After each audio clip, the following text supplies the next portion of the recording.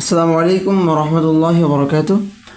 আজকে আমরা পড়ব আয়েশা রাদিয়াল্লাহু তাআলা আনহা এর ঐতিহাসিক ভাষণ, যেটা তিনি উষ্ট্রের যুদ্ধের দিন দিয়েছিলেন। খুতবাতুস সাইয়্যিদাতি আয়েশাতা ইয়াউমাল জামাল, উষ্ট্রের যুদ্ধের দিনে সাইয়্যিদা আয়েশা রাদিয়াল্লাহু তাআলা আনহা এর ভাষণ। ওয়া খাতাবাত as-সাইয়্যিদাতু আয়েশাতু রাদিয়াল্লাহু আনহা, সাইয়্যিদা আয়েশা রাদিয়াল্লাহু আনহা তিনি ভাষণ দিলেন আহলাল বাসরাতি, বাসরা অধিবাসীদের উদ্দেশ্যে, ইয়াউমাল জামালি, উষ্ট্রের যুদ্ধের দিনে। ফাকালাত, অতঃপর তিনি তার ভাষণে বললেন, আইয়ুহান নাস, ওহে লোক সকল, তোমরা চুপ থাকো। ইন্নালি নিশ্চয়ই আমার রয়েছে, আলাইকুম তোমাদের উপর, হাক্কল উমুমাতি মাতৃত্বের অধিকার, অর্থাৎ নবী রাসূলদের স্ত্রীরা মুমিনদের মায়ের সমতুল্য। তো সেটাই বলা হচ্ছে যে তোমাদের উপর আমার মাতৃত্বের অধিকার রয়েছে। ওয়া হুরমাতাল মাউইযাতি, এবং ওয়াজ নসিহা করার মর্যাদা রয়েছে। লা ইয়াত্তাহিমুনি, আমাকে অপবাদ দেয় না, ইল্লা তবে, মান আসা রব্বাহু, যে তার প্রতিপালকের অবাধ্য হয়, অর্থাৎ প্রতিপালকের অবাধ্য ব্যক্তি কেবল আমাকে কি করে, অপবাদ দেয়। মা তার রসুল, অর্থাৎ এখানে কোন অপবাদ, অর্থাৎ আয়েশা রাদিয়াল্লাহু আনহা এর যে ইফকের যে কাহিনী ঘটেছিল, সেই ইফকের কাহিনীর কথা এখানে বলা হচ্ছে। মাতা রাসূলুল্লাহ সাল্লাল্লাহু আলাইহি ওয়াসাল্লাম, রাসূল সাল্লাল্লাহু আলাইহি ওয়াসাল্লাম মারা গিয়েছেন বাইনা সাহরি ওয়া নাহরি, আমার বুক এবং আমার গলার মাঝে। ফাআনা ইহদা নিসাইহি, আর আমি তার স্ত্রীদের মধ্যে অন্যতম একজন, ফিল জান্নাতি, যারা জান্নাতের অধিবাসী, অর্থাৎ যারা জান্নাতি। তো জান্নাতি স্ত্রীদের মধ্যে আমিও অন্যতম একজন। লাহু ইদ্দাখারানি, লাহু তার জন্য, অর্থাৎ রাসূল সাল্লাল্লাহু আলাইহি ওয়াসাল্লামের জন্য, ইদ্দাখারানি আমাকে সংরক্ষণ করে রেখেছেন, রব্বি আমার প্রতিপালক। ওয়াখাল্লাসানি, আর আমাকে মুক্ত করে রেখেছেন, মিনকুল্লি বিদআতিন সকল ধরনের খারাপ কাজ থেকে। ওয়াবি, আর আমার মাধ্যমেই, মাইয়াজা তিনি কি করেছেন, পৃথক করেছেন, মুনাফিকাকুম তোমাদের মধ্যে যারা মুনাফিক তাদেরকে, মিন মুমিনিকুম তোমাদের মধ্যে যারা মুমিন তাদের থেকে, তোমাদের যারা মুমিন সেই মুমিন ব্যক্তিদের থেকে মুনাফিকদেরকে তিনি কি করেছেন, পৃথক করেছেন। কার মাধ্যমে? আমার মাধ্যমে। ওয়াবি, এবং আমার মাধ্যমেই, আর খসাল্লাহু, আল্লাহ সস্তা করে দিয়েছেন, লাকুম তোমাদের জন্য, ফি সাইডিল আবওয়াই, আবওয়া নামক স্থানের মাটিকে, অর্থাৎ তায়াম্মুমের যে বিধান, সেই তায়াম্মুমের বিধানের কথা বলা হচ্ছে। সেটাও কার জন্য? আমার জন্য, অর্থাৎ আয়েশা রাদিয়াল্লাহু আনহার জন্যই আল্লাহ কি করেছেন, আবওয়া নামক স্থানের মাটিকে সস্তা করে দিয়েছেন। সুম্মা, অতঃপর, আবি আমার পিতা, অর্থাৎ আবু বকর রাদিয়াল্লাহু তাআলা আনহু, সানিয়াস নাইনি দুইজনের দ্বিতীয়জন, অর্থাৎ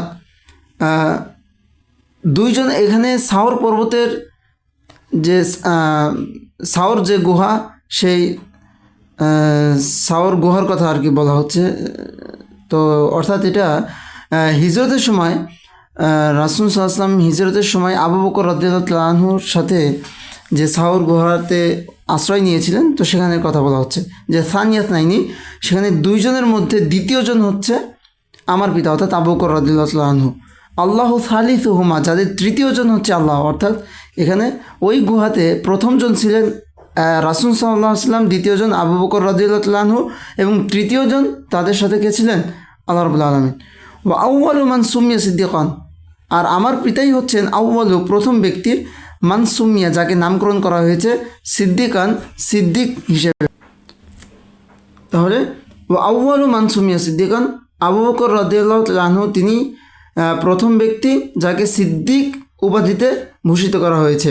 মাদা রাসূলুল্লাহ সাল্লাল্লাহু আলাইহি ওয়াসাল্লাম, রাসূল সাল্লাল্লাহু আলাইহি ওয়াসাল্লাম কী করেছেন, চলে গিয়েছেন, রাদিয়ান আনহু তার প্রতি সন্তুষ্ট হয়ে, অর্থাৎ আবু বকর রাদিয়াল্লাহু তাআলা আনহুর প্রতি সন্তুষ্ট হয়ে রাসূল সাল্লাল্লাহু আলাইহি ওয়াসাল্লাম কী করেছেন, চলে গিয়েছেন।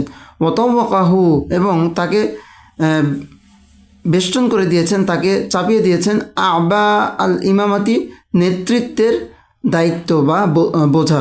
নেতৃত্বের বোঝা বা নেতৃত্বের ভার বা নেতৃত্বের দায়িত্ব তার উপর দিয়ে গিয়েছেন। সুম্মা অতঃপর ইদ তরাবা তিনি কি করেছেন,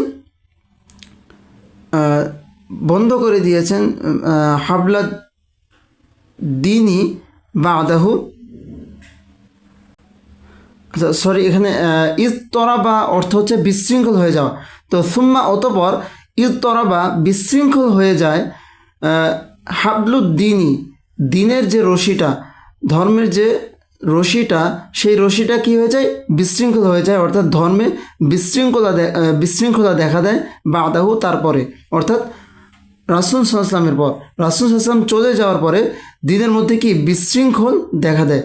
ফামাসাকা আবি অতঃপর আমার পিতা সেটাকে আঁকড়ে ধরেন, বিতরফাইহি তার দুই প্রান্ত, বিতরফাইহি অর্থাৎ এই দিনের রশির দুই প্রান্ত কি করেন, আঁকড়ে ধরেন, অর্থাৎ যে দিনের মধ্যে যে বিশৃঙ্খলা দেখা দেয় সেটা তিনি প্রতিহত করার চেষ্টা করেন এবং শক্ত হাতে তিনি সেটাকে প্রতিহত করেন। তো সেটাই বলা হচ্ছে যে দিনের রশিটা কি হয়, বিশৃঙ্খল হয়ে যায় বাধাও তারপর, তো সেটাকে সেই দিনের রশির দুই প্রান্তকে আমার পিতা কী করেন, আঁকড়ে ধরেন।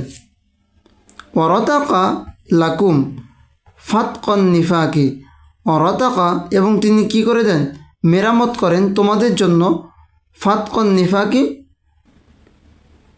মুনাফিকির যে ফাটল, তো মুনাফিকির ফাটল যেটা, নেফাকির যে ফাটল, সেই ফাটলকে মেরামত করেন, অর্থাৎ মুনাফিকি যে দরজা, সেই মুনাফিকের দরজা তিনি কী করে দেন, বন্ধ করে দেন আর কি, এটা হচ্ছে ভাবার্থ। ও আগাদা নাবগর রিদ্দাতি, ও আগাদা এবং তিনি হ্রাস করেন, আগাদা মানে কি করা, আগাদা ইগুলো হ্রাস করা, কমানো, তো আগাদা তিনি কি করেন, হ্রাস করেন বা কমান, কি কমান, নাবগর রিদ্দাতি অর্থাৎ মুরতাদদের যে আবির্ভাব বা উদ্ভব, তো মুরতাদদের অর্থাৎ মুরতাদ যারা ইসলাম থেকে বহির্ভূত হয়ে যায় তাদের কথা বলা হচ্ছে। তো এই মুরতাদের যে উদ্ভব, নাবগন মানে কি উদ্ভব, তাহলে মুরতাদদের যে উদ্ভব, সেই উদ্ভবকে তিনি আগাদা হ্রাস করে দেন বা কমিয়ে ফেলেন। ওয়াতফা এবং তিনি নিভিয়ে ফেলেন, মা হাস্যা ইয়াহুদু অর্থাৎ ইহুদিরা যা কী করে, যে ফসল কর্তন করে, অর্থাৎ এখানে ভাবার্থ তুলতে হবে যে ইহুদিরা যে আগুন তারা প্রজ্বলিত করে, সেই আগুনকে তিনি কি করেন, নিভিয়ে দেন। তো এখানে আমরা এই যে আবু বকর রাদিয়াল্লাহু আনহুর সময় যে বিভিন্ন বিশৃঙ্খলা দেখা দেয়, তার মধ্যে যে একটা হচ্ছে মুরতাদ হয়ে যায় লোকেরা, তো এই যে মুরতাদদের বিরুদ্ধে যুদ্ধ ঘোষণা করেন। এরপর আরও যেমন ভণ্ড নবীদের তিনি উৎখাত করেন। এরপর হচ্ছে জাকাত পরিত্যাগকারী তাদের বিরুদ্ধে যুদ্ধ করেন। তো এই যে এগুলো কে করেন, আবু বকর রাদিয়াল্লাহু আনহু। তো এই যে দিনের মধ্যে যে একটা বিশৃঙ্খলা দেখা দেয়, তো এগুলো তিনি শক্ত হাতে কী করেন, প্রতিহত করেন। তো আজ এই পর্যন্তই। আসসালামু আলাইকুম রহমতুল্লাহ।